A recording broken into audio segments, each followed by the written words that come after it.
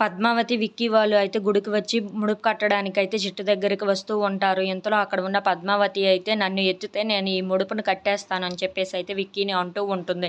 ఆ మాటలు అనగానే అక్కడ ఉన్న విక్కీ అయితే ఒక్కసారిగా నవ్వి భూమికి జానుడు ఉంటే అది ఎలా అందుతుంది అని చెప్పేసి అయితే నవ్వుతూ ఉంటాడు. ఆ మాటలు వినగానే అక్కడ ఉన్న పద్మావతి అయితే చాలా కోపంగా విక్కీని చూస్తూ ఉంటుంది. ఇంతలో అక్కడ ఉన్న పద్మావతి నన్ను ఎత్తుతారా లేదా అని చెప్పేసి అయితే అడుగుతూ ఉంటుంది. ఆ మాటలు పట్టించుకోకుండా విక్కీ అయితే ఫోన్లో మాట్లాడుకుంటున్నట్టు నటిస్తూ ఉంటాడు. ఇంతలో అక్కడికి ఒక పెద్దాయన అయితే వస్తూ ఉంటాడు.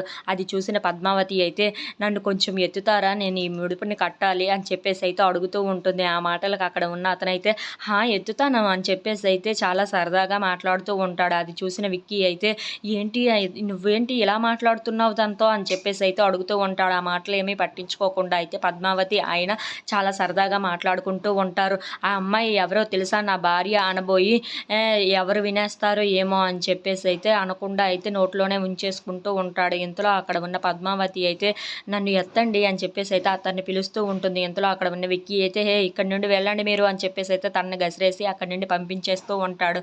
ఇంతలో అక్కడ ఉన్న పద్మావతి అయితే ఆయన్ని పంపించేశారు, మీరు ఎత్తుతారా ఏంటి అని చెప్పేసి అయితే అడుగుతూ ఉంటుంది. ఆ మాటలకు అక్కడ ఉన్న విక్కీ అయితే సరే నేనే ఎత్తుతాను అని చెప్పేసి అయితే తనని ఎత్తి అక్కడ ఉన్న చెట్టుకి అయితే ముడుపుని కట్టిస్తూ ఉంటాడు.